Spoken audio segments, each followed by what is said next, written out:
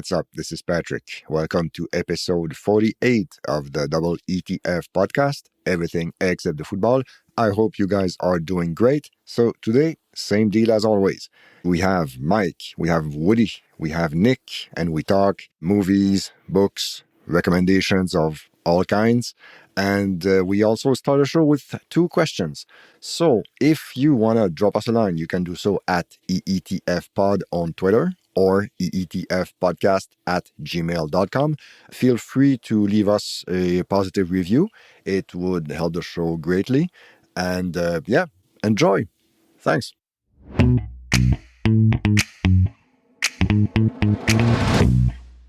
All right, welcome to episode 48, what we watched, and a couple questions to start the show with.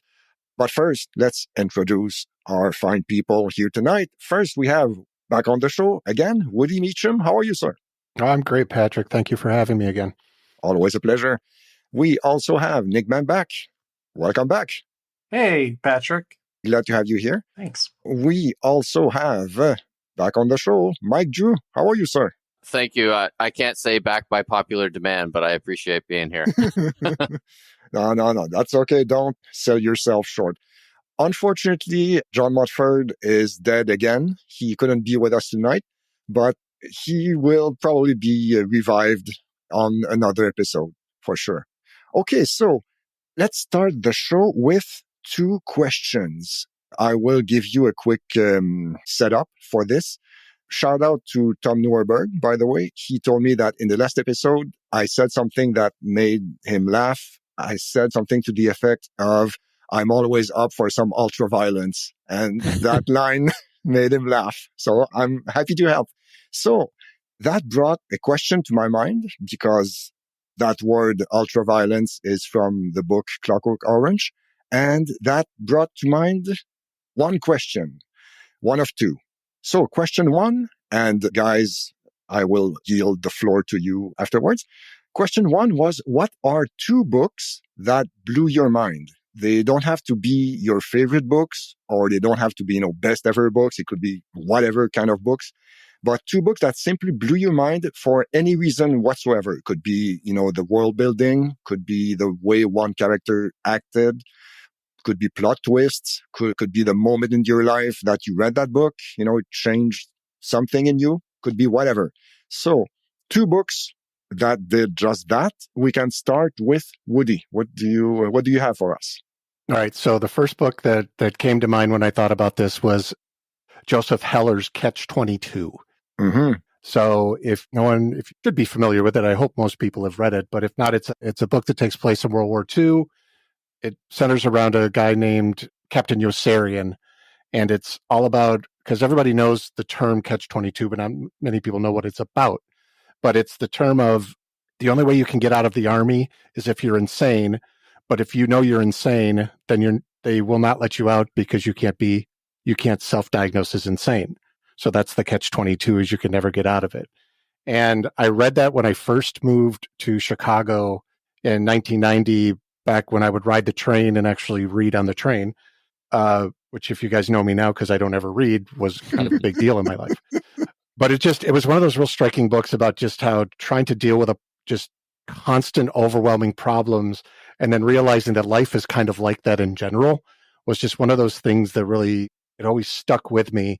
And then there's one, I call it scene because I've seen it done in the movie and the TV show now, that I actually use to this day when I'm trying to talk somebody through solving a problem. There's a scene where Yossarian is in a bomber. He's in one of these World War II bombers, B-52s, and one of the gunners in the middle of the fuselage gets hit with a bullet.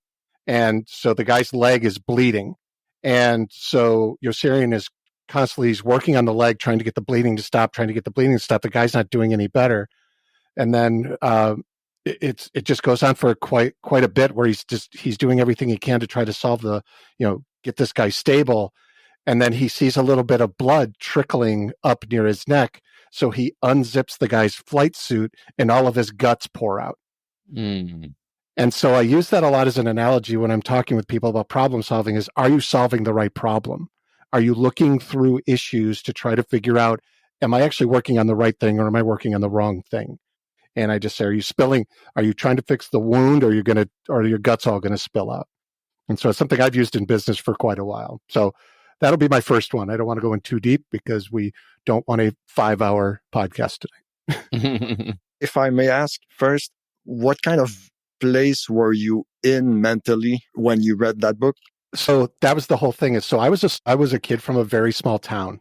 So I was coming into the big city. And so that was the first time and I came here by myself for a $6.50 hour job. And I lived in the northern part of Chicago. I was taking the train all the way down to the Loop. So it was about a 45-minute train ride every morning. And so it was just the process of me learning the city. And I was totally a country mouse in the big city. And so it was just one of those things where when you read about kind of all the problems he was going through, Yossarian is dealing with, and with all of the wacky characters, the perspective was just something that clicked with what I was doing at the time. Okay. I read that book and maybe I was too young to get it, but I remember not liking it. But it sounds so lame as an excuse, but maybe my English wasn't good enough back then to grasp everything. I honestly don't know.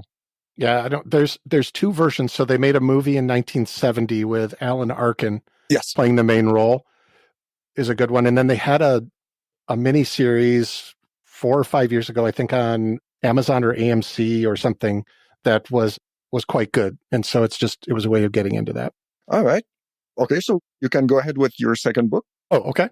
So then the second one is the nerd classic Ready Player One. Okay. Okay, so that was one because I came to it late. I didn't read it until probably 2017, 2018, when I heard about the movie that they were putting together was coming around. And for those of you, it was done by Ernest Cline, was the writer who also did Fanboys. He helped write the movie Fanboys with Adam F. Goldberg, who does The Goldbergs and things like that. That was one that hit me because Ernest is just a few years younger than I am. And he hit all of the nerd points that was me as a kid. And again, I grew up in a small town. I was the D&D guy, the drama nerd. I watched everything on TV that, Star Trek, the original series, any sci-fi thing on the afternoon, any Kung Fu movie, Monty Python, all of that stuff. This book hit every note. There wasn't a single reference I did not get. The video games that they all played, all the Atari 2600 games, those were the games I grew up on. Those were the first ones that I had. So it was just one of those nerd empowerment books that really got me. The movie, incredibly disappointing. Yeah. But because the book was so good, and obviously a book can go into much more detail with that, but that was one where I grasped that a lot earlier. I was in my late 40s, early 50s when I read that. So almost this opposite of Catch-22 was one where it's kind of like, wow, all of that crap I went through growing up and having that, my nerd card not really being a thing, just really felt cool. It felt cool to be heard and to go, God, I knew everything that was going on in that. All right. Did you read the sequel? No, because I heard it was bad. Yeah, same. I heard Armada and Ready Player 2 are just bad. And why would I waste my time on a bad thing? So, yeah, well said. And what you mentioned about the nerd empowerment, that's a great term. And that catches the idea well, I think. Well, and that's why I look at my son now, who's 22, who's into all the same stuff as me. And I'm like, bro, you have it so easy. I'm like, you could literally go onto any dating app and put in, I'm into anime, or I'm into role-playing games, or I'm into this. And they'll line up for you. I go, this is crazy. And I believe it's pronounced bruh. I mean, it's, I read something about that recently. In a way, it's easier for them, but it's also much more difficult because this is a completely different topic. But for example, bullying, when we were kids, when school was over, you could go back home and you were safe in your home. It's not true for kids anymore. They can be bullied 24/7. Right. And that part is ultra shitty. But in other ways, it's easier though. Yep. I will say the opposite of that though.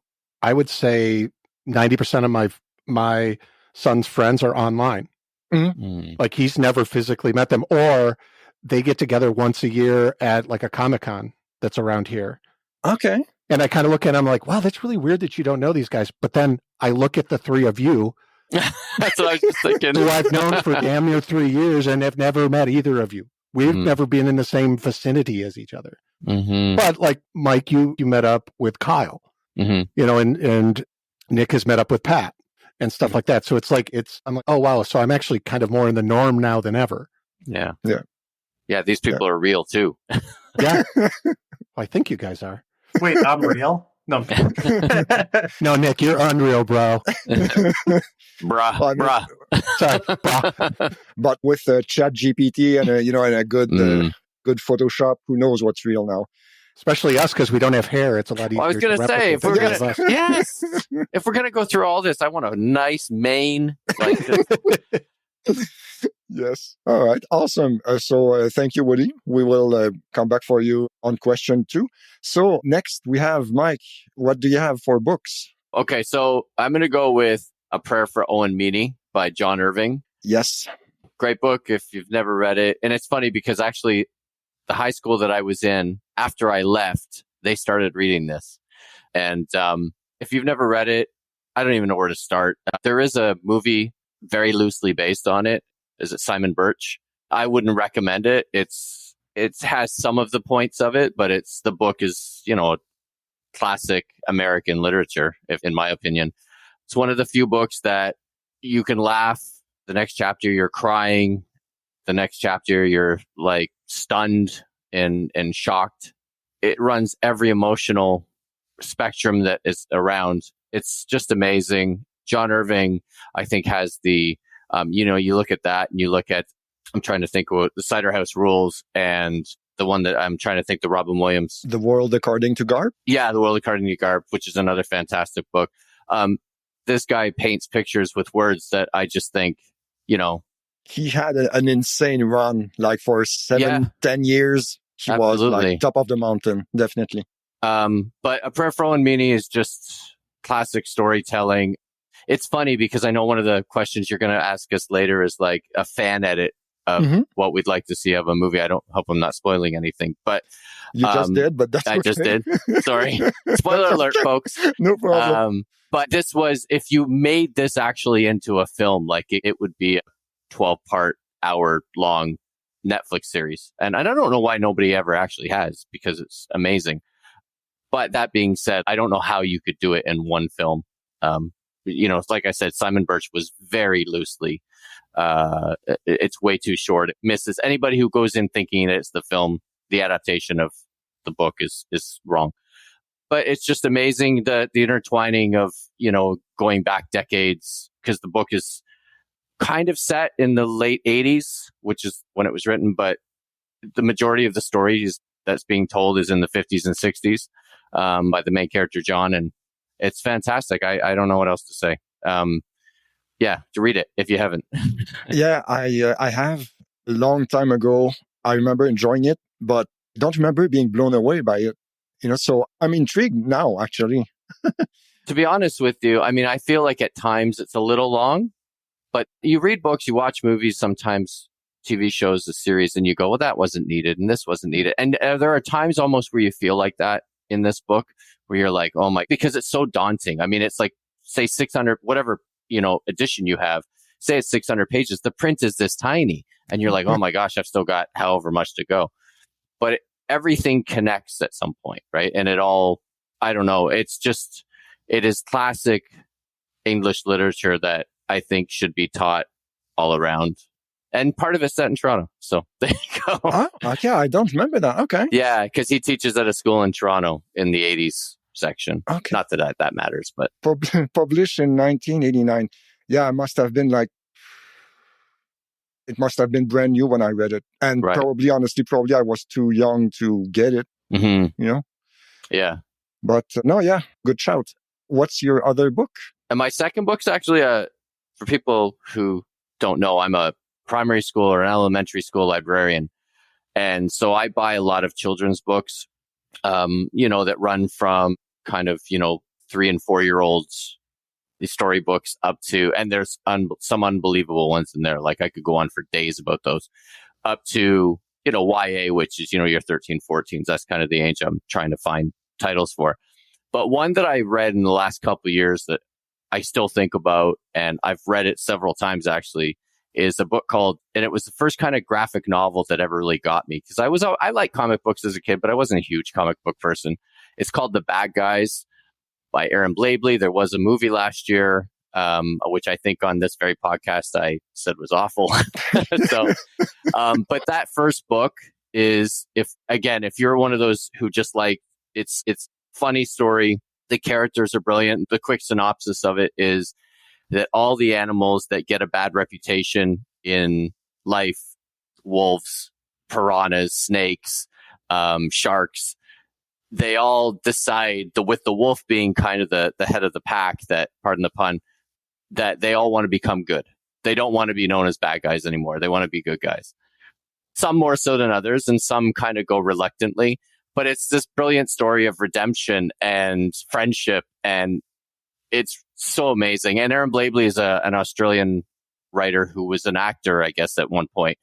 So his storytelling is just on point. Now, I will say this. The first 2-3 books are fantastic. The first book is the best. It's amazing. Sets it all up. After about book 5, I don't think any of the story makes any sense. I'm sure if you can, enjoy some enhancements, maybe you'll see something that I don't, but it's it goes right off the rails. Well put. Yeah, but the first book especially, and I'd say the first 3-4 are amazing, but the first one in particular, like it's so well done. I read it probably every year that it's been, I think it's been out 4 or 5 years now, and I read it every year to 6, 7, 8-year-olds, and they love it. And they just, because it's funny and it moves fast, but it's got all these stories. And when you start asking them questions about, what do you think the message is here? Or what lesson are you trying to, is the author trying to teach you? They get it, which is, to me, the sign of a good book. It makes a connection, right? Even students who are reluctant at reading, like Woody said, and myself, if I didn't work in a library, I probably wouldn't read as much as I do. And but this book was fantastic. And it really kind of gave me an appreciation for graphic novels, because I'll be honest, I kind of snobbishly dismissed them for a long time. And there are some really good ones now, but and not to say that this is, highbrow in any stretch. It's not, but it's fantastic. I can't recommend it enough. How many books are there total? I think there's 15 as of now. I think it's supposed to end at 16 or something. But like I said, if you can follow it past book 5, all the power to you, because it's just goes, all these new characters get introduced, and the universe becomes so expansive. Like I'm like, I don't know what's happening right now. Okay. All right. Good recommendations. Thanks. Nick, do you have something in mind? Yeah. So I was thinking about this question, and I was thinking about my background in film, because that's what my first field was. And I kept thinking, like, what inspired me to want to study film? And it was always going back to Roger Ebert. And I don't know if you guys remember, there was a book called The Great Movies that he published in 2002. And it's a collection of essays that Ebert wrote over the years. And he picked 100 movies that he considered great and ones that he enjoyed the most. And something that always struck me about Roger Ebert was that his writing was always very simple, but it was always very effective. And finding out in retrospect that a lot of the reviews he wrote in like a half hour, and they were grammatically correct and they were just a coherent thought, actually makes it all the more special, because he was always a revered figure, but he was also kind of seemed as figure who sold out to in many ways because of the TV show at the movies. But I think there's somewhat of an art to what he did. And he could have like this well argued or well written essay about a film, write it in like a half hour to 40 minutes and have it published in like the Chicago Sun-Times. And what I really liked about this book was I read it in high school when I was a freshman. And I just kind of picked random essays because there's not really a coherent order that you have to read them in. They're listed alphabetically. But I kind of slowly went through the list over the years and read the reviews, then watched the movies, and then reread it.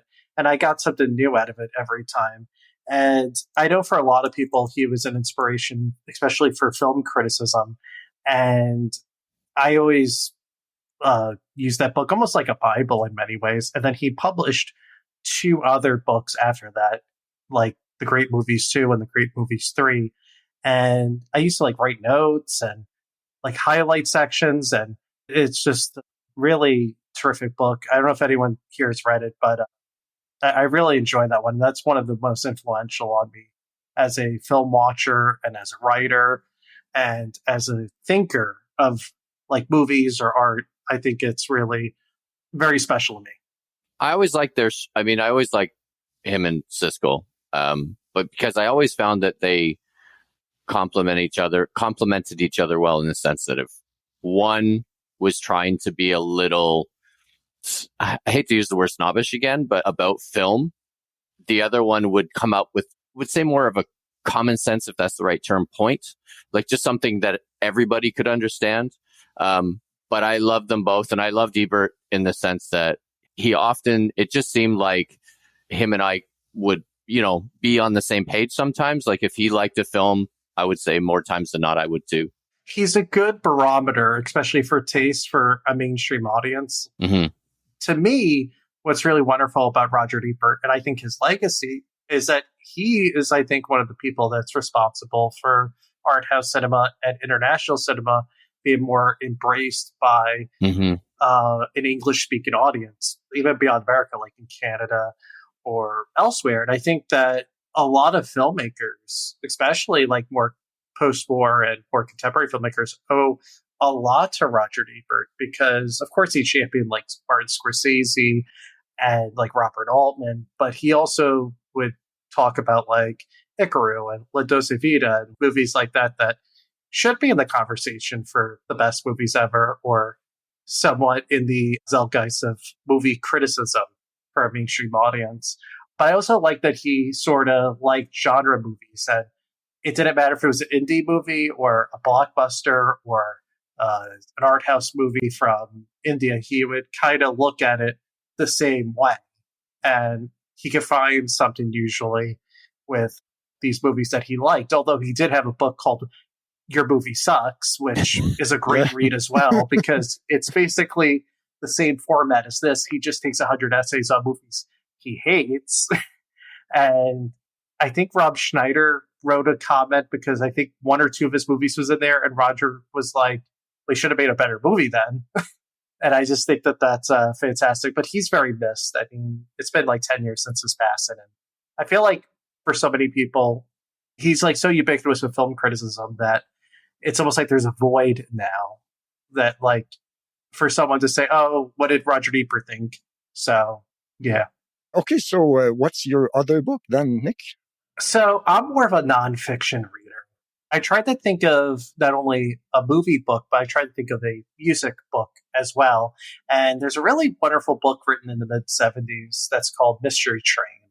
And that's written by Grail Marcus, who's a very famous rock critic. And what's really fascinating about that book is that, like the great movies, it's written in fragmented essays, and it focuses on 6 figures in rock and roll. It focuses on Elvis Presley, Sly Stone, the band, Robert Johnson, Randy Newman, and Harmonica Frank, who is like really like not really as well known as the ones I mentioned.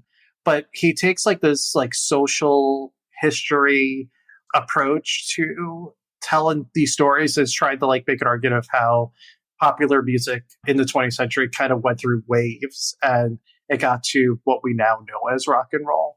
And it takes these ideas that would ultimately immortalize these figures, especially Elvis, because Elvis died in 77 and this was written in 75. And it's a really wonderful book that always gets new editions like every 7 or 8 years. I think the last one is like the 7th edition, which is a lot for a book that's not even half a century old. And I think it's a standard for anyone who's interested in music criticism or just analysis. And I think it's one of the best written books I've ever read. And it goes by so fast, and it makes you want to learn more and you want more from him. And I think what's so special about this book is that this is one of the first books, if not the first one, that took rock and roll very seriously, like telling these stories almost like it's written about like Hemingway or Orwell or, like these like high art forms, quote unquote. And, rock and roll and popular music's usually like a lowly art form, like how that was the thing about movies for many years and still is that film is like a low art. And then there's high arts. And I think that's a book that has shaped my thinking about music. And that's helped me with my podcast, for example, in my writing. And yeah, Marcus is a curmudgeon in many ways. All of those critics are and historians, but I always get something from him. And I think that's one of the best books I've ever read. Yeah, ever read, fiction or nonfiction. It's just a wonderful book. Does he update it? You said there's all these editions that come out. So is it updated every edition? And if so, what does he update it with? So really, the main text is the same pretty much. He'll add like footnotes and he'll add like anecdotes at the end of the text or at the bottom. But it's like the additions, like the introductions are a little bit longer each time, and he'll put like, more of a historical context and more, just like the receptions of the book and different things. But the actual text of the book hasn't changed since 75. Wow. But it still sells really well. It's among the most best-selling books on music criticism ever. It's, I think, one that I think Bruce Springsteen called it the best book about music he's ever read. All right. Good stuff. Thanks. So we can move to the second question, I suppose. So question 2, you guys are familiar with fan edits, right? Movie edits by amateurs outside of the official production. What is the fan edit that you would like to see? It doesn't have to be a fan edit that exists. It could be just like the movie that you would like to be created out of an existing movie. Memento in chronological order, for example. So, all right. So let's go with this one. Woody, what do you think? So I had a couple I was thinking of, but first of all, before I get in, my son wants to make a living making fan edits, which I'm like, okay, bro, I don't quite know how you do that, but anyway, so I went down a bit of a rabbit hole with those. It could be dicey on the legal sense. Well, exactly. So I'm like, I said, if anything, then you want to be a trailer editor. But so this one I had a little fun with. And so the film edit or the fan edit I want to see is Big Trouble in Little China from Lopan's perspective. It's a movie about a guy who is really old, who just wants to get young again. And he just needs to find a green-eyed chick, and we edit out the he has to kill her part. And then there's this crazy dude who drives a semi who just keeps getting in his way and brings a little friend with him who all of a sudden becomes some weird superhero. And it's like a Batman and Robin attack this guy. So I just think, maybe he got the wrong end of the deal, and let's, like the original version, one of my favorite movies, but just a different perspective from poor Lopan. Okay. Yeah, that's good. Never saw it that way. Well, see, that's why we got to think a little different perspective on stuff. Cool. Mike, what do you think? Okay, well, the obvious answer is The Phantom Menace, which I know there is one, and I've never watched it. There are a couple. I'm sure there are, yeah. But yeah. But the one I'm going to go with would like to hope a little bit different, and I don't know how this could be done. But 2 films that I absolutely love are Lock, Stock, and Two Smoking Barrels and Snatch. And I don't know if it's possible because I know some of the actors are in both, but I have always felt like they were brother and sister movies, and I would love to see how they could be like intertwined. I'm not sure if it's possible.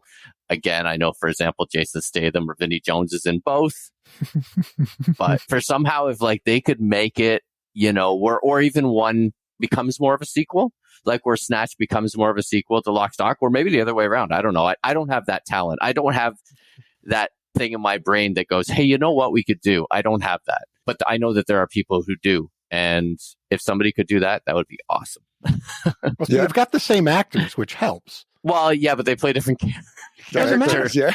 It's all just how you edit it together. I'm not sure Vinnie Jones has ever played a different character. Like it's just different Right, names. that's partially it. He's always the same guy unless he's Juggernaut. Yeah. So I don't know.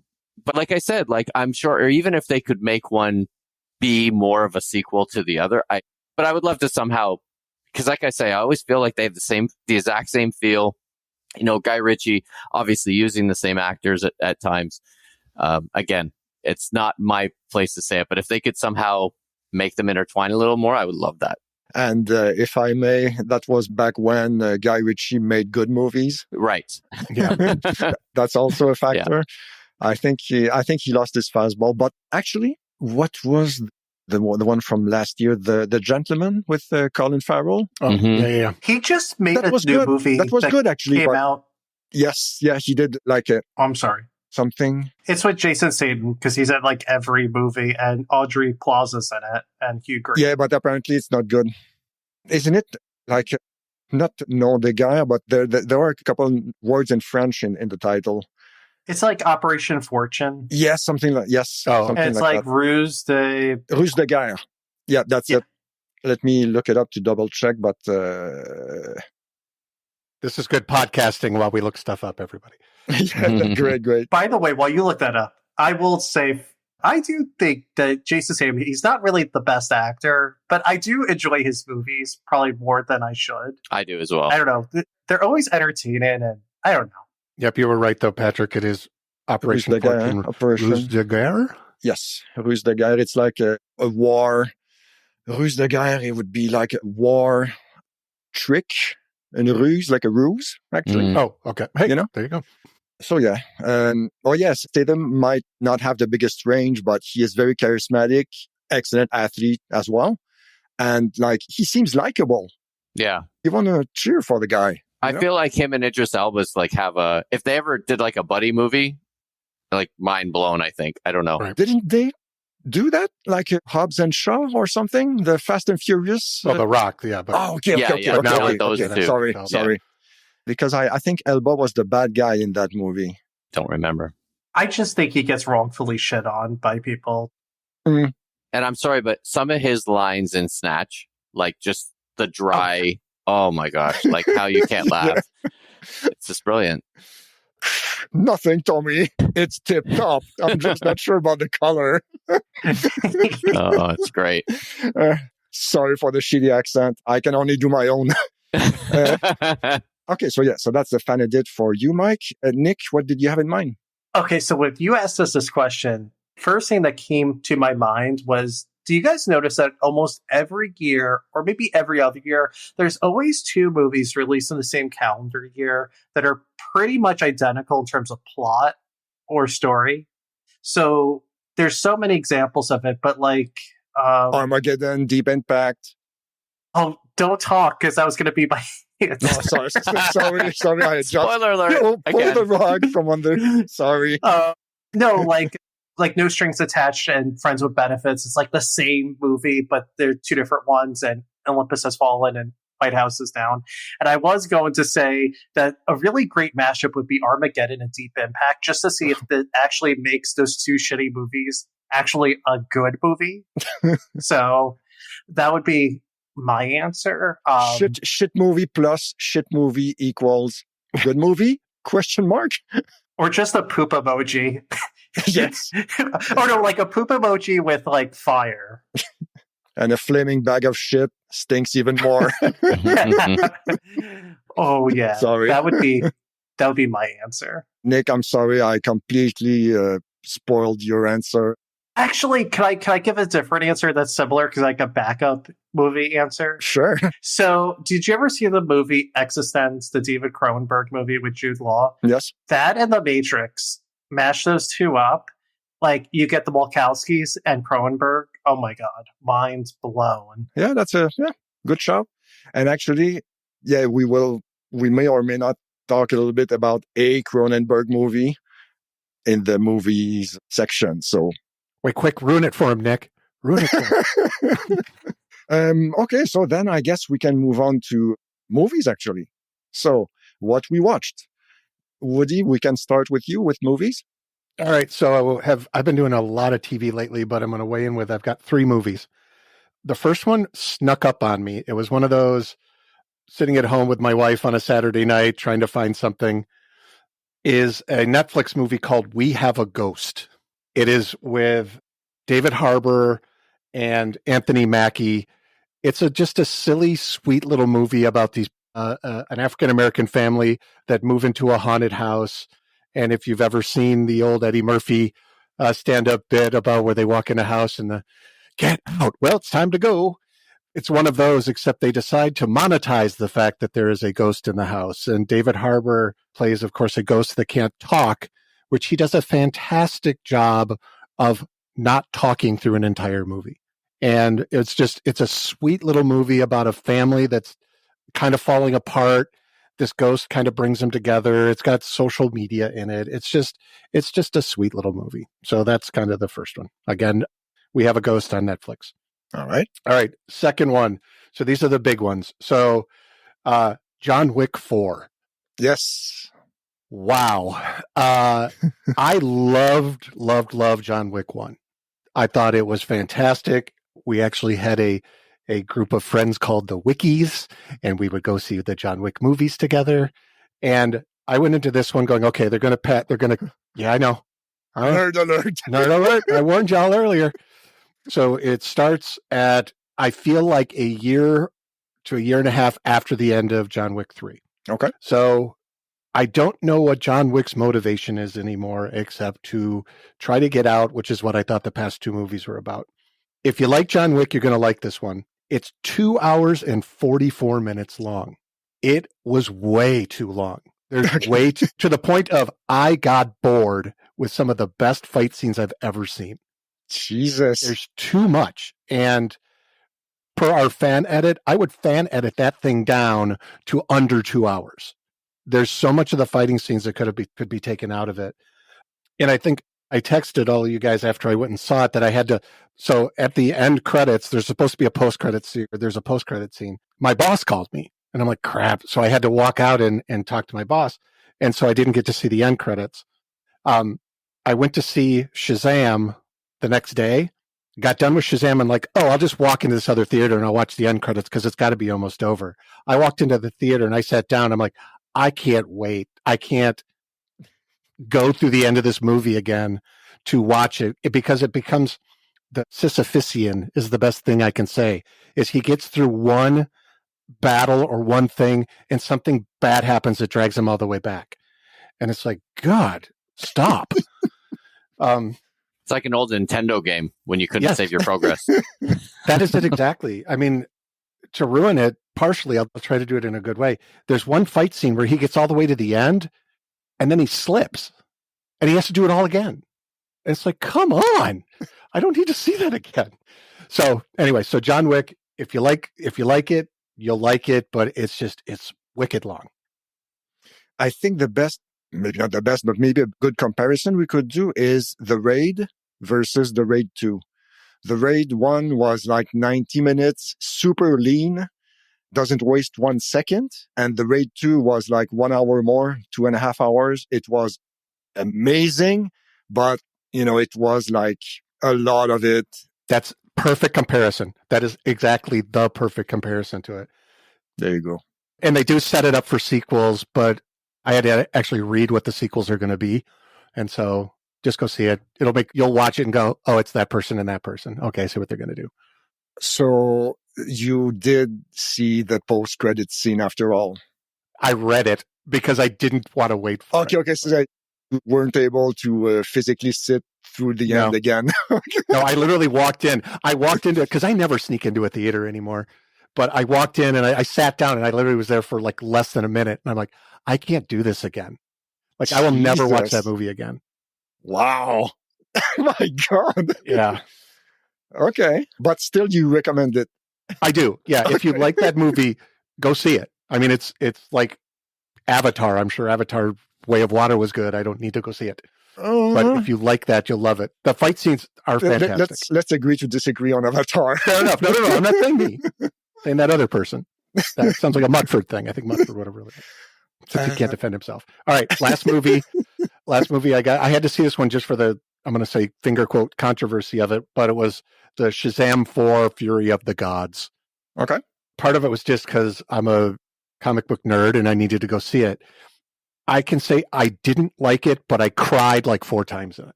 It had some really... Because you were stuck there? No. There's some really touching kind of family stuff in it. Okay. So the family narrative, because it's the Shazam family, that's the whole thing that a lot of it is based upon.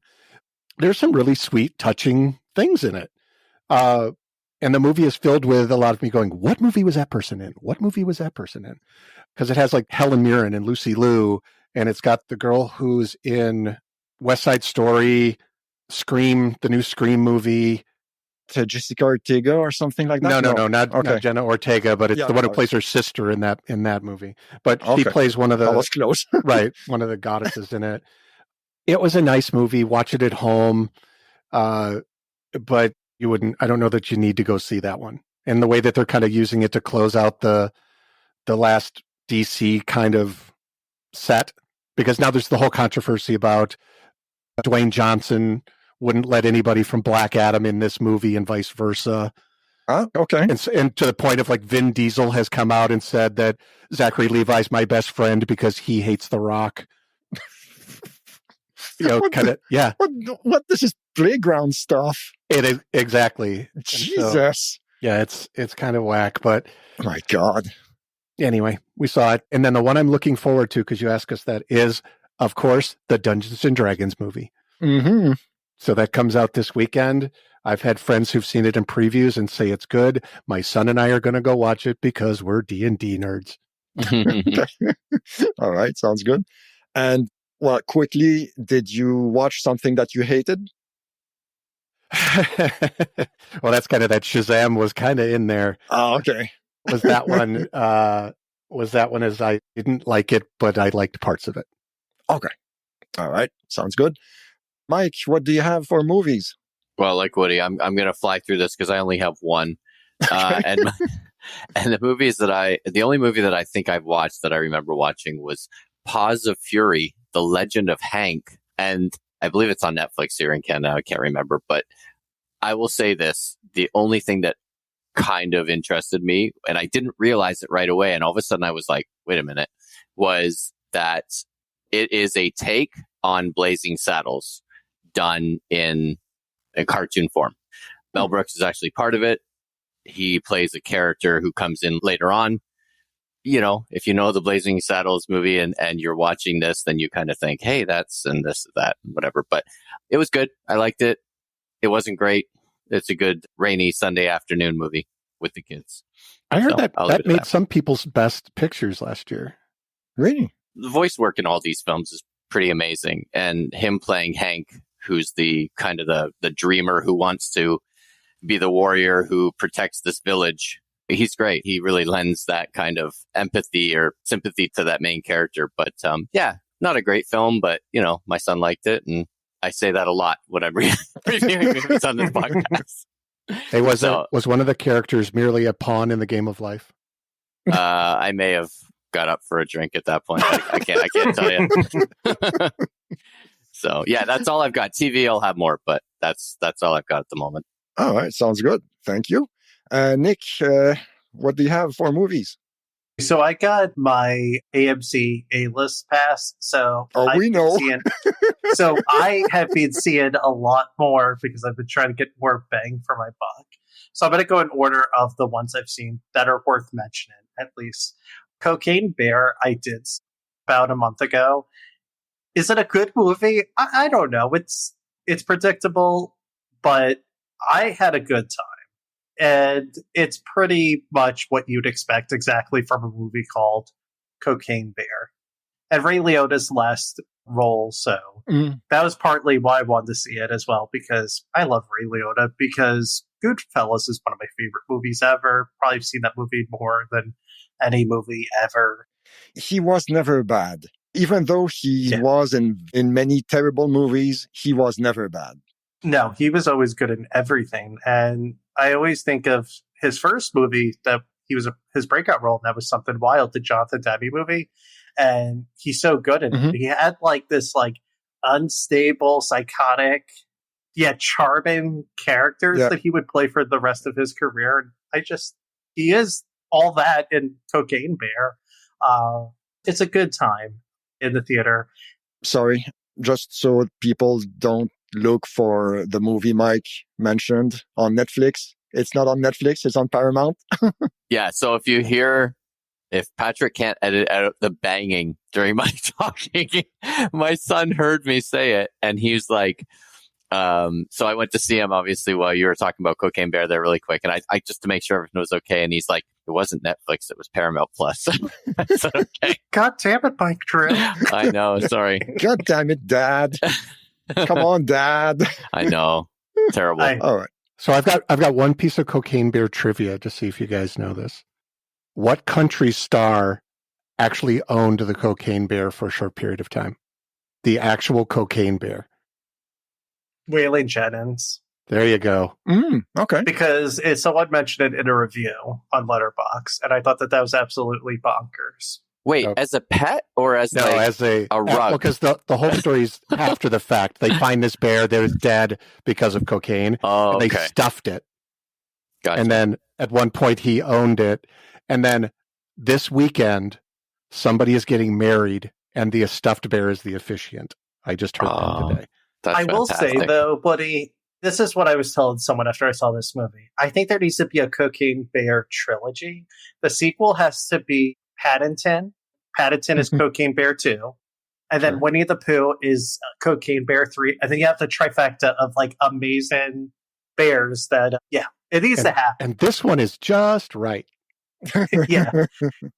So what other movies have you watched? So I saw Scream 6. That was a lot of fun. And has anyone seen Scream 6 in this room? Nope. So not interested, to be honest. I couldn't give a shit about that universe. I saw the first one. It was good enough for me. So the Scream movies, I think, are a lot of fun, especially if you like movies, but also like the meta humor, because the whole point is that these people are basically so smart and they know so much about horror movies, but yet they all like get in these situations and often die because of their own lapses in judgment.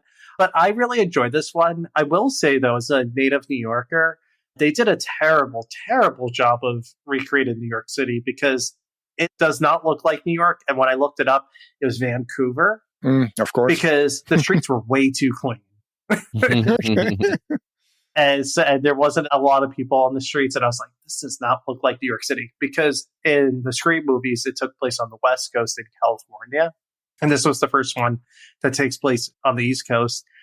I really enjoyed it. I mean, there's some plot holes and whatnot, but there's going to be a Scream 7, and it will be a lot of fun. Okay. But that's a good series, though, at least. Like, I mean, there's far worse horror movie franchises out there. Well, yeah, but like, if that's your bar to clear, you're going to watch every shit show that's going to come out for the next 50 fucking years.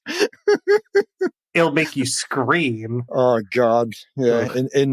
In despair on how shitty those movies have become. Yeah, there you go. It was a good time at the movies. That's what matters.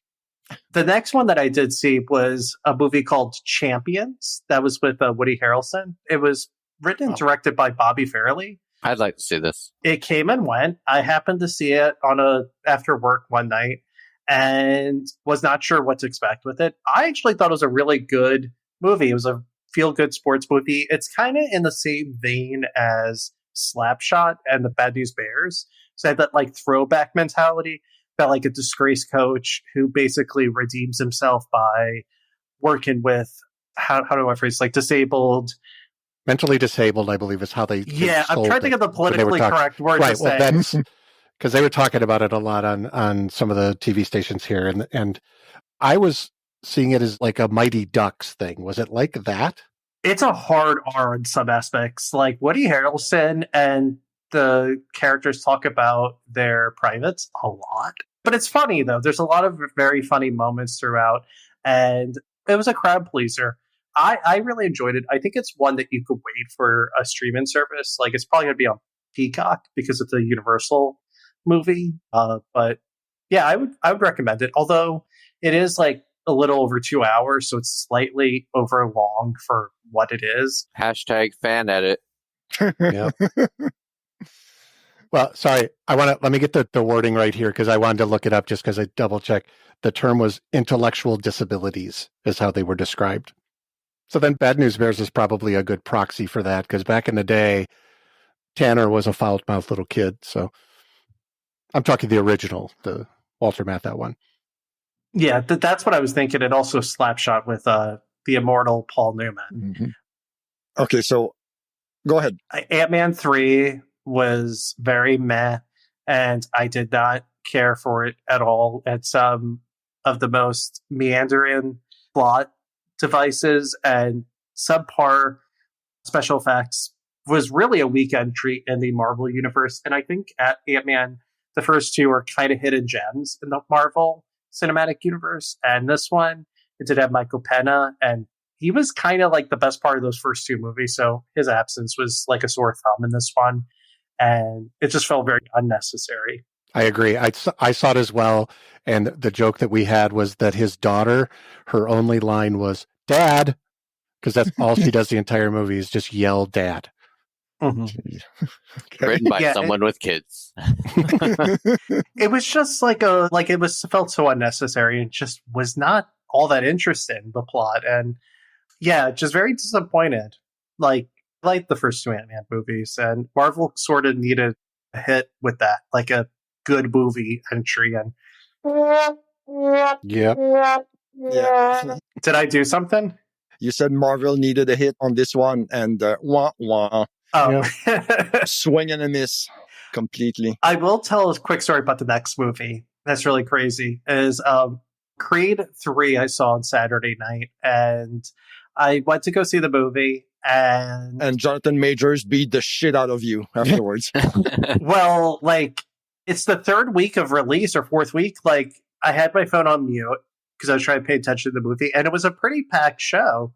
And I come to the car, I turn off my phone with all notifications. I get all these messages about Jonathan Majors with him getting arrested, and it was the most surreal experience. Like, literally, you're watching a movie about boxing and him like assaulting people and like fighting people and doing terrible things, and he did that in real life apparently, and that's just very Allegedly. I was like, of all the days I could have saw Creed 3, I see it on the day that happened. But it was a good movie.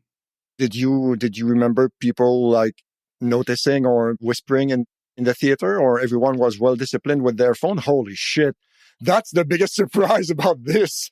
Yes, everyone was very disciplined. And then the last one really fast is The Lost King. Have you heard of that, Patrick? It's a BBC movie.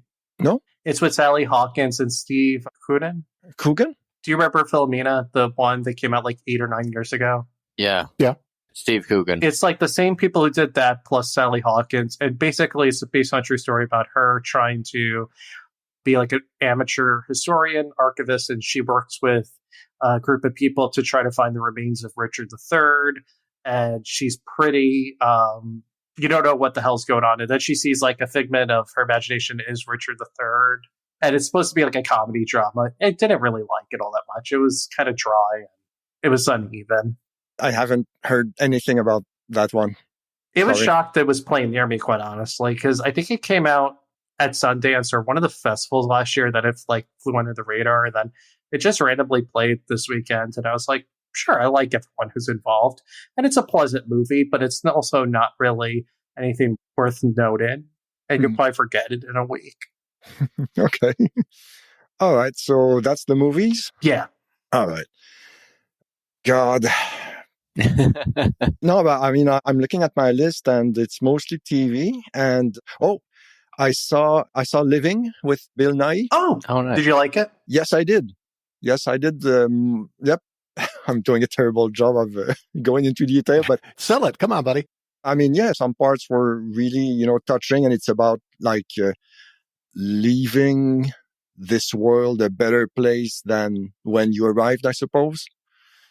I mean, that's what I got from it. And yeah, Naive completely deserved his nomination. He was so composed and so, dignified. Yeah, good stuff. And I also, you guys have probably seen this one, The Drop from 2014 with Tom Hardy and James Gandolfini. I've wanted to see that because I love Tom Hardy. Can't say I have. It is so good. It is insanely good. And Tom Hardy is this guy who doesn't talk that much, but, Tom Hardy's this brooding energy that can, you can never know when it's gonna blow up on you. And Gandolfini, that must have been one of his last roles, maybe. It is from a short story by, not William Devane, that's the actor. Dennis Lahan. Yes. Jesus. Oh, the guy who did Mystic River? Yes. Yeah. He's a really good writer. Yep. So that's from a short story. I read the story as well. I love how they expanded on some parts of that short story, and the parts that were created out of nowhere, they were really good as well. So yeah, check it out. I forgot who directed it, but yes. Mikhail Roshkam. I don't know what else he's done. I'm doing a terrible job of selling it, but yeah, honestly, watch it. Bullhead. Yes, Bullhead. That's another one with Matthias Schoenhardt, the Belgian actor. He's been doing Hollywood movies for a while now. Oh, Rustenbone, the Danish Girl, Red Sparrow. Okay. Yes, yep. yes. Got yes, it. Thank you. Jesus. Okay. Well, okay, so there you go. What else? Oh, yeah, I mentioned Cronenberg. I saw Infinity Pool from Brandon Cronenberg. I liked it, but I thought his previous movie, Possessor, was better. And I talked about Possessor here before on a previous episode. I don't know if you guys remember. So yeah, it's good. You have to suspend your disbelief big time, of course. But they could have done more with that premise. It could have been way more fucked up than it was. So it was disappointing on that aspect. Because, it's a Cronenberg movie. You're expecting the same from the son that you are from the father? Well, it's the same kind of movie almost. Okay. Brandon Cronenberg is still, young, so who knows what's going to happen. He's got time to be more twisted. Yes, exactly. And let's hope this fucked up world will do the job. I think that's it for movies for me. Okay, so yeah, let's move on to TV now. Let's start with Woody. What do you have for us? All right. So stuff I've been watching recently. Actually, I got slowed down quite a bit. So this is a shout out to Tom Nuremberg, who was mentioned earlier. But the World Baseball Classic was awesome. I cannot believe how much I got into that thing. It was just some of the best teams I've ever seen playing baseball. I don't want to go into it because this is everything except the football, and I will say the baseball. And I feel like I'm the only sports meathead guy on here. That's not true. Is it? All right. No, it's just that I bailed on baseball a long time ago, but I can talk sports for sure. Okay. Well, there was a Canadian team. That was the other reason why I thought you guys might like it. But I just thought it was super fun. And it was drama because the last play of the game was Shohei Ohtani pitching to Mike Trout. It was so cool. And Ohtani struck him out on pitches that Trout should have hit. It was just awesome. All right, so then jumping into the good shows here, I'll go kind of quick. But Shrinking ended, and Ted Lasso kicked off. Same guy who produces them both. Are two sister shows that you should watch together. Shrinking is about Jason Segel. We talked about it on the last episode, who is a psychiatrist who's dealing with his wife's death. All I can say is the ending is, have you guys watched it? Yes. I need to. I feel so bad. Oh, okay. I haven't. All I've got, the ending is boop. Absolutely. The word boop. That's all you need to know. And then Ted Lasso kicked off. I think I may have messaged you guys about a third of the way into the first episode. I'm like, this isn't, kind of really disappointed. By the time the first episode got done, I'm like, oh crap, they're doing it again. Okay. I'll add to that in a minute. Like, I guess when it's my turn, unless you want me to do it now, I can just do it now. No, The first episode, my wife turned to me and said, And I went, yeah, it was okay. Like, I was happy that the show was back. The second episode, and as of the time we record this, has only been the first 2 episodes. The second episode brought it all back for me. I loved it. Yep. So, and just going back to what you were saying about shrinking, because I won't talk about it during mine, was just, I agree with you. And Brett Goldstein, who plays Roy Kent, had, I think, rights for both, or helps. Yeah, he's executive producer of both. Okay, there you go. And yeah, so it definitely has that, I hate to use a cliche like vibe, but they do. They're very, I think one is, if you like one, I'd be surprised if you didn't like the other. And I loved Shrinking. It was that was the first one I was going to talk about. So yeah. Good. Well, thank you, Patrick, for letting me go first. Oh, no, I mean, if you have anything else, go right ahead. I'll just go some quick ones here. So a sneaky one right now that I really like is a show called Agent Elvis on Netflix. Okay. It's an animated series starring Matthew McConaughey as Elvis. Okay. And it's so Adult Swim, like that cartoon after. So if you, like we talked about Primal before. Yes. The animation style is very similar to Primal. Okay. In a way. And it's just basically like how Elvis is even cooler than you think he is. And he becomes kind of a spy. And it's just weird. Like, again, if you're on the right mindset, it'd be even weirder, if you know what I mean. That's one I've been watching. I finished up Reservation Dogs. Thank you guys for kind of berating me last time for not watching it. I finally went back. I loved it. Good job. Thank you for that. And then, because I like to give everybody a cooking show or a cooking related show, is Restaurants at the End of the World on Nat Geo. So Kristen Kirsch, who won season of Top Chef, I think 2 seasons or 3 seasons ago, she goes to really, really remote restaurants. So the first one is on the top of a mountain in Panama. And it's kind of a self-sustaining restaurant started by a former airplane pilot and his wife. And they have to locally source everything. Some of the stuff's a little staged, but it's a good story. And like the second episode is she goes to a restaurant that's in Norway that takes you like 4 days to get to it. And it is an abandoned radio station. Jesus. Oh, that's cool. And stuff like that. So it's really kind of weird. And then she'll come in and like help the chef develop a dish or something like that. So it's really cool. Get into that. Would you ever go to a restaurant that takes 4 days to get there? I don't think I would. You're asking Woody. Have you seen his Instagram? Of course I would. I know. I'd do it. Of course, I'd give that a shot. My only disappointment was it was only 4 courses, but whatever. Some stuff that I'm kind of on the fence about is Iron Chef World All-Stars. So again, a cooking show where they bring in the winners or at least highly placed guys or chefs from like, I didn't realize that there's they have Top Chef North Africa, Middle East.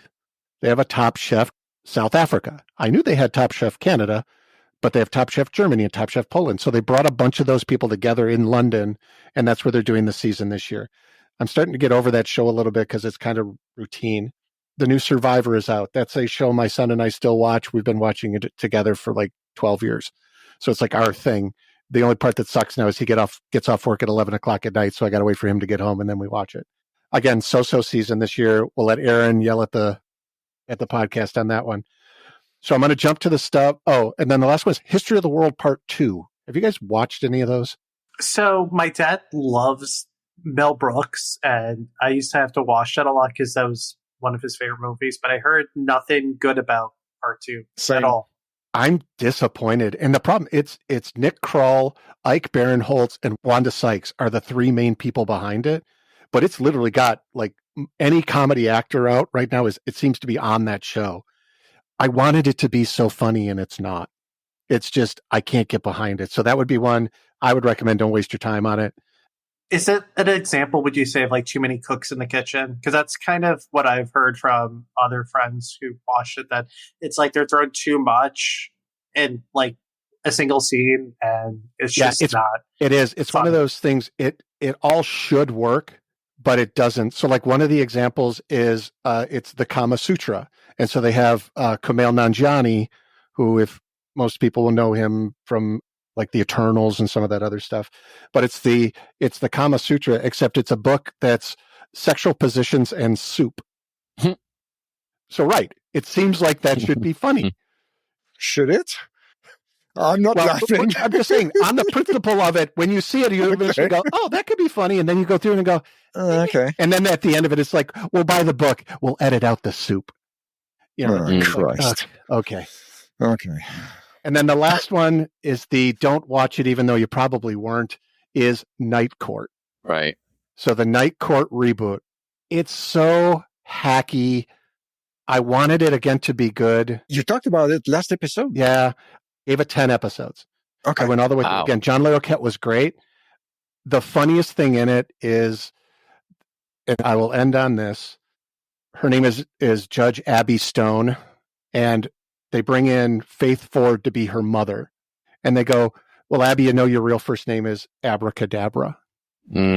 That's not bad. It was cute. And I'm very good because to Harry Anderson callback, I was like, okay, that was at least sweet. And so my daughter is named Abby, and so I called her Abacadabra, and she's like, never call me that again. I said, okay. She said, Dad. So that's what I've got for TV. All right. Thank you. Mike, what do you have? Okay. Well, we talked about Ted Lasso, talked about Shrinking. Shrinking, definitely. If you haven't seen it and you like that, you like Ted Lasso, you'd be just letting yourself down if you didn't. I will say that since we talked last, I watched series 2 of Hacks, which I really liked. And Nick, I remember him saying it's kind of a road comedy, and it definitely is. But I really liked it. And I like the fact that it kind of seemed like it was a final. It's done. You know, yeah, I really liked it. But the 3 shows I'll talk about really quickly. I'm going to start with a Netflix series that I actually just heard about. I don't know how I missed it, but it's called This Is Pop. It's from 2021, so 2 years ago. I've only watched 2 episodes. I'm not going to lie. Some of the topics don't really interest me. I think it's 8 parts. The 2 that I've watched so far was the second episode, which was all about Britpop. It was okay. Being a big Britpop fan and guy and kind of historian at this point, I've seen better. There's a great film called Live Forever, which is what I would recommend if anybody's looking kind of for more of an overview of what the scene was like at the time. But there was an episode called The Brill Building in 4 songs, and it was fantastic. What a great episode. Just talking about, you know, Carole King and Neil Sedaka and all those people being in there writing. You know, Neil Sedaka claims he was the Justin Bieber of the 50s, which is hilarious, which is great. But so really well done. Created by Banger Films, which is a Canadian company who did the Rush movie and the ZZ Top, sorry, I'm Canadian, movie. Really well done. And I'm sure the other episodes are great. I just haven't had a time to kind of get into them yet. The next show I'll talk about really quickly, because I'm only 3 episodes in and I'm not sure I'm going further. In fact, I can tell you I'm not, is Class of '07, which is currently on Amazon Prime. I will tell you that the first 5 minutes of the very first episode is arguably one of the most brilliant 5 opening minutes to a comedy series I've ever seen. Wow. I laughed like, I was like, this is going to be amazing. And then it doesn't become it. It's kind of this apocalyptic comedy that's set in Australia. There's the main character, and I don't want to give away the first couple minutes, but the main actress is Emily Browning. She's an Australian actress. Something happens in the first 5 minutes of the very first episode where she ends up becoming a bit of a recluse who lives on like a trailer in the middle of nowhere. Water starts coming out of the earth. She's getting things on her phone that say she's got to get to higher ground. The highest ground is her old high school, which is kind of this private school or whatever. And there just happens to be a high school reunion with her class being there. And either she does know about it, but it's all ridiculous. I'm not going to lie. The first episode is weird. The second episode is okay because it's them trying to figure out how they're going to survive. And it's, you know, comical and what have you. By the third episode, like I had it on and I was folding laundry and, and cleaning. And I was just like, I don't know what's going on. Just because I kind of lost touch. I mean, there's some funny lines, but I don't think it's a great show. No, I will put the asterisk saying I may not be the target audience, being, you know, midlife, you know, man. I don't know. I'm not going to say, I don't know. But I will say that first 4 or 5 minutes of the first episode is probably just worth watching that. I'm sure people like it. It's got good reviews online. Doesn't do anything for me. But the next show that I'll talk about is something then, Patrick, I know you and I enjoy kind of our British crime shows. So there's a new series of Unforgotten, which I don't know if people are familiar with that, but it's an ITV drama over there. It was about Nicola Walker. She was in MI5.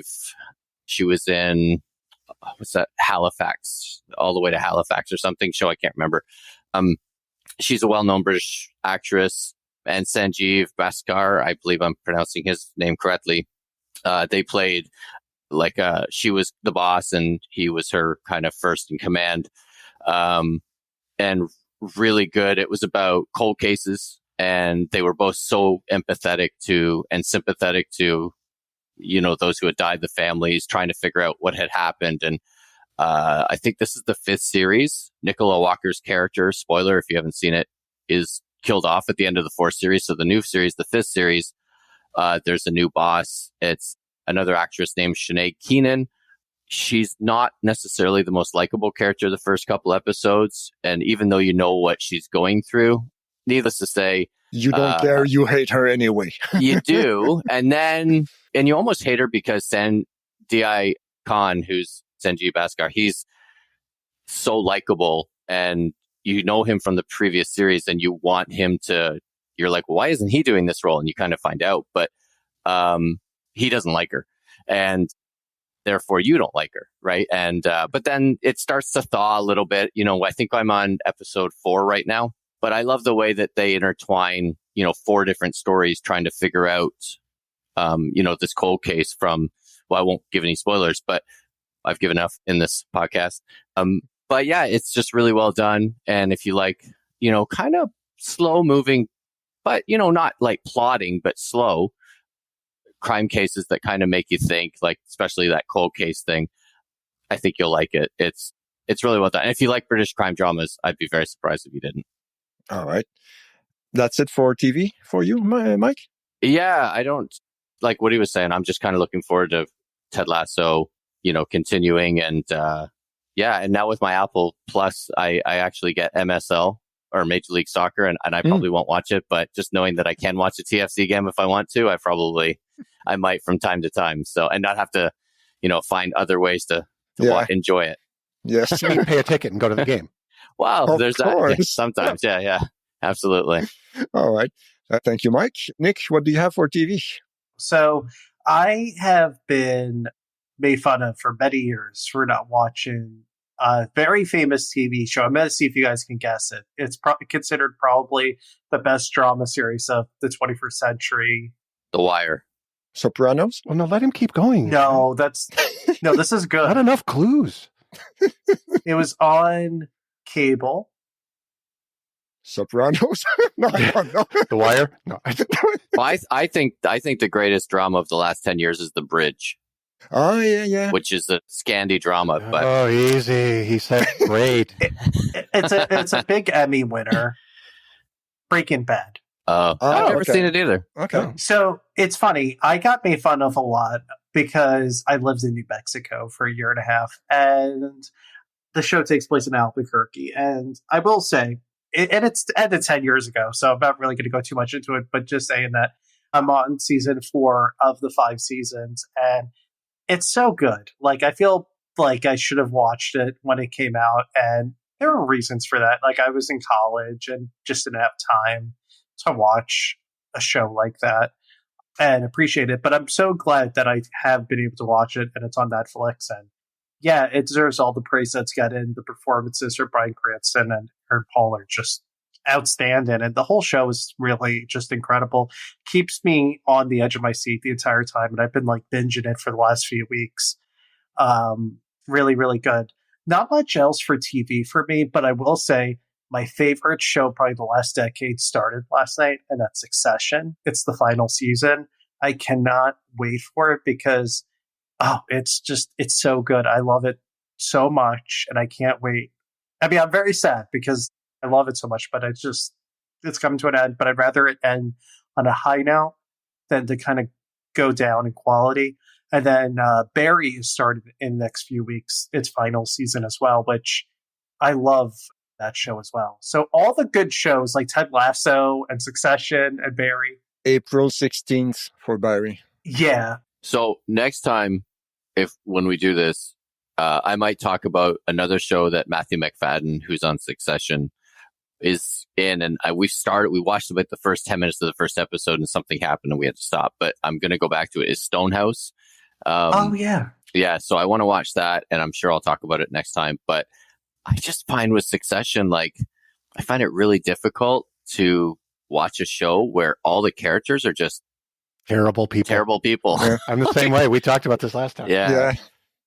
And the trailers that I've seen, I mean, maybe they saved the best stuff for the episodes themselves, but the trailers didn't blow me away or anything, And season 1 was more than enough for me anyway. So I wasn't going to go back, but I don't like TV really, and that show blew me away. Not that I don't like TV, but I'm not really as big of TV watchers as you three at all. But that one, it gets to me. And I think it's such a interesting fable about like this family who are terrible people, about a media empire, and they just do these just terrible things to each other to basically for their own selfish reasons. But I can't stop watching it either. I don't know. Maybe it says more about me, but but I love it. I think that the acting is so great. Like Jeremy Strong, he's so good. I mean, he literally pisses off his entire cast because he gets so in the character. One of those guys, huh? Oh, have you read the method actor stuff? Yeah, the interviews. Like, it's crazy. Like the likes he goes to, and the father just shits on him, like Brian Cox in interviews. It's like it's more interesting than probably the season itself. I will say that Brian Cox did an Australian show about a crime family in Australia called The Heights, and he was kind of like, I don't want to say the godfather of it, but in that kind of role. And I feel like this would just be the same. And I'm just like, I'm not sure if it's really for me. And like, we said, Woody, I have to connect it. I don't necessarily have to like them, but I think if they're just really bad, I'm just like, why am I putting myself through this? If you want them to get, run over by a truck every time you see them, maybe it's time to bounce. Yeah, possibly. Yeah, Drew and I are the big softies with Ted Lasso and Shrinking. And that's right. That's nice stuff. And cooking shows. And I come in with show. Succession. Right, you come in with that, yeah. Oh, it's so good, though. 2 shows I do want to see that have just come out are Daisy Jones and the Six, which is apparently supposed to be something about Fleetwood Mac. It's based on a book, of course, but it takes place in 70s LA, like the music scene, and it looks really good. My parents really enjoyed that one, so I'll have to check it out. And then Poker Face is the other one. Poker Face was good. I watched all of those. It's very, everybody else has said this, but it's very like the 1970s Columbo. Mm-hmm. I really it's one of those, I don't know if I liked it, but I appreciated it a lot kind of thing. Cause just Natasha Lyonne is just kind of grating after a while. Yeah. She's one of those that I can only take in small doses. Yeah. Like in Russian Doll. Correct. Yeah. I loved the first season of that, but couldn't watch the second season. I didn't even try. One season was enough for me. And going back to the Daisy Jones, my wife read the book. And she wasn't a big fan of it. But that being said, she's not like a music nerd like us, or, so I'm not sure she would have connected. And I think if I want to watch the show, I'm probably going to have to do it on my own. So, but I've heard nothing but good things about the show. I've heard better reviews about the show than I have the book. And I know a couple people that have read the book. So, yeah, that I agree with, because when it came out a few years ago, it got very mixed reception. But this one, it actually is getting good reviews. And I think Lisa Marie Presley's daughter is the title character. Riley Keough. Yeah, looks good though. So another one I just wanted to throw out, if you guys have heard anything about it, is just because the Breaking Bad thing reminded me, is Lucky Hank. Mm-hmm. It's Bob Odenkirk's new show. I watched the first episode of it. I'd be interested if you guys... It's about a guy who is a department head of an English department at a small college. I'm like, what the hell is this thing about? I don't get it. And so but if Bob Odenkirk's in it, it's got to be good. He's coming off of Better Call Saul. So I'm like, what's going on? And that's based on a book as well, I think, right? Is it Lucky Hank? I don't. Oh, here we go. Straight Man, 1997 novel. Yeah, by Richard Russo. Yeah. Okay. Awesome. So that's it for TV, Nick? Yeah, that's it. All right. Okay. Just Breaking Bad is amazing. So it's got enough press, Nick. We don't need. Oh, I know. Like I'm like the last person on earth who hasn't seen it. Mike, you haven't seen No, it I'm either, really you said? bad at took me forever to start watching The Wire. Sorry, I was just coughing on my water right before I replied to you here. Yeah. Getting emotional talking about not watching The Wire. I'm really bad. I haven't seen it. I haven't seen most of the Sopranos. I've seen some Sopranos. I haven't seen any Dexter. I had, all those shows that got a lot of really good reviews, hype, etc. I don't know. I always just find something else, and there's only so many hours in the day, So yeah, there's too much content, and there's not enough time in the day. That's how I always look at it with TV and movies. there's not too much good content. Yes, that's the problem. That's why this Lucky Hank show, why I brought it up, is it's one episode, but if it's not good, like the Night Court thing, I'm mad at myself for wasting 5 hours watching Night Court. Mm-hmm. Because I kept thinking it would get better. Although I've been married for my wife for 26 years, she keeps thinking it'll get better, but that's her. What do they call it? The sunken cost fallacy? Is that it? You sink so much time into something, hoping that it will be worth it at the end, and it doesn't. And you're turbo fucked because you wasted so much time or money or whatever. I think you found the title for this episode. Right. There you go. Turbo fucked. You know what I mean, Yeah, right? Totally. Yes, I do. Sunken cost fallacy, I think it's called. But anyway. Okay, so yeah, let's get this train wreck back on the rails. I think this Gatorade had caffeine in it. That's why I'm wired. Okay. I should have mentioned it in movies probably, but I saw the new Luther on Netflix. Oh, I mentioned that last time, and I hadn't seen it yet. Yes, it was coming out in a few days after the last episode, I think. It took me 2 tries to watch it. It's not great, unfortunately, because in 45 minutes in, I said, okay, if this guy does that, then I bounce. And he did exactly that. So I said, okay, I'm out. And I tried again a few days later. It gets better a little bit, but yeah, I would say wait for it to come on Netflix, but it's already on Netflix. So, so yeah, unfortunately, it's not good. But I mean, Idris Elba is always, on top of his game. Always a joy to watch, but it's not enough to save this. Okay. So, I watched Detectorists on your recommendation, Mike. Okay. I did too. I watched it as well. Wait, what was it? It's called Detectorists, and it's people finding stuff with the metal detectors, and I loved it. Oh, good. I was waiting for I loved it. Me too. I was surprised as well how much I liked it, because I don't like Mike's opinions on anything, so that's why No, but usually I always, talk about Gangs of London and, super gnarly stuff. But it was a perfect balance of, lighthearted and funny and not annoying and so so nice, And Patrick's heart grew 3 times that day. That's right. But what maybe you can do a better job of describing it than I just did? Or? No, you did. That's what the surprising part about it is, just these 2 buddies that are, that take metal detectors around. And I'm trying to recall because I've been watching so much, but it's a sweet little show. Reservation Dogs has kind of a similar groove to me. Oh, okay. That it's got, okay. It's not like a yuck comedy. It's a sweet, small town, weird little show. Yeah. Yeah, it's one of those with the quirky characters, and it's been a couple years since I watched that first series, or the first season. But yeah, it's just, Mackenzie Cook. Yeah, Crooks, who wrote it and who played Crooks, I think, yeah. Gareth in The British Office. Yeah, he's just got this way of kind of I don't know. It's lighthearted. The laughs aren't like you said, they're not yuck, but it's sweet. And like, you want all the characters to do well, because in that first season, some of them are going through some times, and you can't help but root for them all. And yeah, I really like that. I'm glad. That's awesome. Oh, I'm going to keep watching the next seasons. Yeah. And you know what? It doesn't drop off. I mean, I think there's only 3 seasons, and then there's the special that I talked about on the last episode. And yeah, I really liked it. It's a lot of fun. Do you remember where you found the special? Because I acquired the other seasons, but I haven't seen the special anywhere. You may have to acquire that one as well.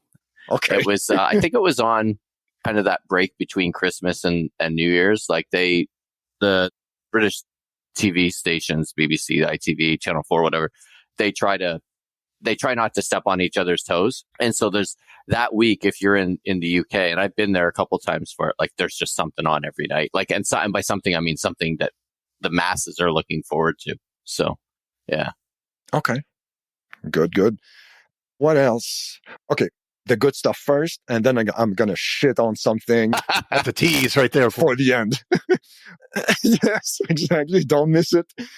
I've been watching the 3rd season of Party Down. Really? I've been holding that one off. It's great. Oh, good. Okay. Yes. I was worried they're going to bring it back after so long. Okay, good. Yeah. And it would be complete disaster. But no, the chemistry is still there, and it's still funny. Same type of humor. But of course, the characters are older, so they are a little bit less assholes to each other. They grew up like real people would, ideally. I'm digging my own grave here. But no, yeah, honestly, it was a great return, because as we said, usually those things always go bad. Where's that on in Canada? It stars in the US. I know that. Oh, yes. Crave? I think that might be Crave. I can't remember. Crave is HBO. Yeah, I think they get stars too. We need like a Canadian to English, or Canadian to English, Canadian to American, like logbook of some sort here. Like a metric conversion. Exactly. For Google how many TV grams channels. is this mentioned, Right. So no, yeah. And I think actually this season is only 6 episodes, and the last one should be sometime maybe this week or next week. So it's ending soon. And okay. And for the horrible stuff, saving it for last, Mandalorian. I couldn't take it anymore. After the first episode, I said, F this. And I don't know what I'm not saying it, but like, this is garbage. Why am I wasting my time on this crap? And I was already 1 foot out at the end of the 2nd season, but the 3rd season started so fucking stupid. Then I was like, if the action scenes are going to suck, there is nothing left for me to enjoy there, because like I never read Star Wars books. After 1983, they haven't made a good Star Wars movie, if you ask me. And I think one thing that threw everything out of order for me was that Andor was so good, and then I get this horseshit, and I was like, this convinced me to bounce. Which episode did you bounce out on? The first one of the 3rd season. Okay, so that's not the one where they go, where he goes to the planet? Actually, no, I think I bounced on the 2nd episode. Yeah, because that's the one where you railed to all of us about it. And well, because I couldn't take it anymore. I had to tell someone. Yeah. Oh my Christ. Yeah, like in the first episode of the 3rd season, like the Mandalorians are supposed to be like, those super badasses, always ready for, for any situations. And they get clowned on a beach by this giant alligator. I was like, what the fuck is this? You would have hated the last episode then, because they get clowned again by another Jesus creature. Christ. I mean, it's Lucasfilm's way of telling us that we've been trolled by the worst bounty hunter in the history of the world who keeps getting lucky. I think it's Disney going, we need content. Let's make it fast. Doesn't matter if it's good or bad. Favreau is behind all of this stuff now. Favreau and Filoni, Dave Filoni and John Favreau. So part of it I put on them. The other part was like the second episode where you were railing about it, because I went in and was like, okay, they go underground and those creatures come out of nowhere and they looked like store-bought costumes. And then I was listening to somebody review it and they'll go, oh no, that's a throwback to the old Time Machine movie. No, fuck off. And that's what Come on. so like that's why they look so cheap, is they're supposed to look like the old movie from the 50s. I'm like, no. Come on. Okay, guys, we got to cut your budget by 30% for the next season. You're like, okay, great. You get to wear a garbage bag filled with leaves. And like, the first episode, I have to go back to that for a couple of seconds. Like, okay, so you're on a beach, you're exposed, you have this giant alligator in front of you. Right behind you, you have a cave. Walk back to it. You're gonna be safe. The alligator is too big for the cave. Jesus. Oh my fucking God. You know what? I think Star Wars hardcore fans, I think they are turning more and more into like NFT boys and crypto boys. Like, no matter how shit it is, they're going to try to convince you it's good. Mm-hmm. I think diehard fans of a lot of stuff do that. I know you won't do it, but I believe it's the third episode is almost an Andor episode. Okay. So just so there's part of it that they work in, and it's actually, never mind. You're not going to watch it. Why am I even going to bother selling it? I have to go buy some NFTs, guys. I'll see you in a minute. No, I'm done. And like the book of Boba Fett was complete crap. And, I couldn't take it anymore. My time was more important than this. Sunk cost fallacy. Exactly. That's the episode's title right there. Jesus. You nailed it earlier, dude. Fucking hell. Oh my God. Just thinking, oh God, I haven't been this angry since I was the last episode. I'm having like a Vietnam War. This is my favorite part of the discussion tonight. Yes, right everybody here. listening to the podcast right now, this is the only reason why Patrick does this, is he just needs to vent. So His wife's like, you got to find a different outlet for that. Could you find something to do, please? I'm sweating right now. It's kind of funny. His Apple Watch is probably going to start beeping. Is something wrong? Right. Is something okay? Yeah, like breathe. I could see the bulges coming out of his head. Oh my! Hey, that's a bald guy thing, Dick. You can't say that to bald guy. Oh yes, I'm the only one with hair. I didn't even realize that. That's the worst part. Oh, we knew. God. We knew. We know. We have a separate chat going just about it. Oh my God! But then again, I am glad I got out of that shitty relationship between a bad TV show and me. I'm out. What a toxic and abusive relationship. Oh my God. Like, okay, I know this is nothing to joke about, but Jesus Christ. Okay. My God. What a roller coaster. Watching you for the last 5 to 10 minutes has been nothing short of just miraculous. It was entertaining. Just like the emotions, all that. You could make a Aaron Khan highlight reel just for the last 5 to 10 minutes. There you go. Yeah. Okay. And actually I could mention I'm halfway through something else on Netflix. It's called The Night Agent. Oh. And so far it's pretty decent. I think it's got 10 episodes. Who is it? That sounds familiar. No big stars, I don't think. No, well, actually, Robert Patrick is the assistant director of the FBI. Okay. Maybe you would recognize a few faces, but no one struck me. I'm looking at the list right now, and guys down the list that have been in 2 episodes of stuff. But okay, what's the gist of it? It is a FBI agent who is, basically stuck answering a emergency hotline at night. And that phone never rings because it's for very specific situations. And at some point, the phone rings and he picks it up. Because that's his job. Yes. And he does it well. No, yeah, actually, it's good. It's good so far. I have the feeling that it could have been an excellent 7-episode series stretched into 10 episodes. But so far, it's solid. It's not earth-shattering, but it's, solid. Good stuff so far. Slow Horse is good. That's our baseline for every show, right? Slow Horses. Is it Slow Horses good? I don't feel like Mike's even listening anymore. I love Slow Horses. I can't wait that's why for season 3. There is no Gary Oldman to steal the scenes every now and then, but is it Slow Horses good? No, but it's not the same kind. But it's still good, honestly. I'm just trying to find a baseline for every show that we can say, is it better than? Speaking of Slow Horses, I've been reading the books, and I'm at the 6th. It's really good. It's a good mix of humor and action, and the Gary Oldman's character is in it quite a bit, and I recommend it. Someone said it was like the modern John le Carré. It's fair. It's maybe less psychologically intense. Maybe it messes less with the relation between an agent stuck at the other side of the Eastern Bloc and all that, complex relations. Still, it's good. So yeah, if you can find those books, check them out. It's solid stuff. So yeah, that's it.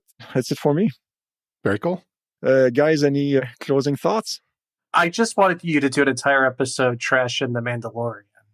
Book of Boba Fett and The Mandalorian, I would be happy to. Do worst watch along ever. Something like that. Just railing the entire show. Yeah, exactly. Screaming at the TV for 5 hours. And it's too bad. It's not like, a relative died or something, but the first seasons of The Mandalorian, I was on board. But that's all right, dude. It's all right. You're okay. Yeah. You're in a safe spot now. You don't have to watch it again. Patrick, you're good. You're good, buddy. Although Patrick, as a friend, will tell you, you need a towel because you're sweating. I cannot emphasize enough on how horseshit Boba Fett was. It fucking sucked. It sucked. Hey, those 2 episodes that were Mandalorian episodes, those were good. Stick, poke, poke. Yeah, stick, exactly. Stick. Yeah, you're going to wind me up again, and I'm going to go for another 10 minutes. So, any closing thoughts, guys? Or No, thanks for having us on again. No. Yeah, it's awesome. Awesome. Oh, my God. The therapy bill is in the mail. You'll have to... Right, exactly. Yes. Yeah. And actually, I mentioned that in the chat, and now after that, I'm going to end it for real. I had a YouTube recommendation a few days ago. The name was HIDARI or HIDARI or something. My Japanese is non-existent. It's HIDARI. But I'm going to post a link to the YouTube video when I post the episode, so you guys won't be lost. It is a stop-motion 5-minute movie about a samurai fight, pretty much, with wooden puppets. And I love everything about that. The puppet design is amazing. The music is awesome. Music works so well with this. Yeah, it's just 5 minutes. It's super cool. It's super cool. Yeah. Oh, good. I'm glad you did. Okay, awesome. So yeah, check it out. So thank you again, guys. Thank you for bearing with my rants. So where can we find you guys online, Woody? I'm at The Wooden Chef on Instagram, and I would suggest you follow me because I'm going to Quebec City in 3 weeks and have already booked some awesome restaurants. So if you want to see some really cool food, follow me there. Quebec City's awesome. You'll love it. Great. I might show up on some of those pictures. Yes. He's threatening me. Yes. Yeah, you will have to listen to me in person bitching about the Mandalorian. I'll just bring a towel. And I will block all the exits, so you will be stuck. Oh, yeah, anyway. So, thank you, Woody. Nick, what about you? You can find me at Rock and Retro Pod, which is my podcast. We're actually going to be celebrating this week that we're recording our 50th episode. Nice. Congratulations. Nice. Congrats. Thank you. And you can follow me at Nick D. Bambeck as well. That's my personal account where I do my album of the day posts, among other things. But thank you to everyone who has supported the podcast and has been on there, like Mike Drew and Patrick. So, and other guests that we've had on the show. So, thank you. Mike, what about you? You can follow me on Twitter at Mr. D's Class. I'm not a great follow because I'm rarely on it.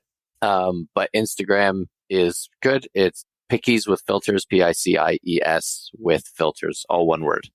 All right, excellent. And by the way, you mentioned, Mike, that you weren't on Twitter anymore. Let's say that if the place goes down in flames for real, have you guys found good alternatives? No. No, because all social media is kind of a hell. No, I'm kidding. I don't know. I'm an Instagram guy because that's Instagram. I'm more of a pictures guy. The only thing that's going to get me is the news. And people have been talking about Mastodon. I've tried it. I don't really like the interface on it. Yeah, same. That died down though so much, like the hype around it. Mm-hmm. Discord is the other thing, but again, it's very channel specific. It's kind of hard to discover people there. So I haven't found anything that I really like. Yeah. Oh yeah. Yeah, I don't know. That's a good question. I guess Instagram is probably the best one. Yeah, probably less toxic too. Yeah. I try to follow good people like you guys on Twitter. So I try not to. I try to block out all the negativity. Yeah, watch my number of followers either sink like a stone or skyrocket after my rant on the Mandalorian. You might skyrocket, honestly. I might. Who knows? From 10 to 15. Okay. So anyway, that's it. Thank you, whoever held on up to the bitter end. And thank you guys again. And we will catch you on the next one. Bye.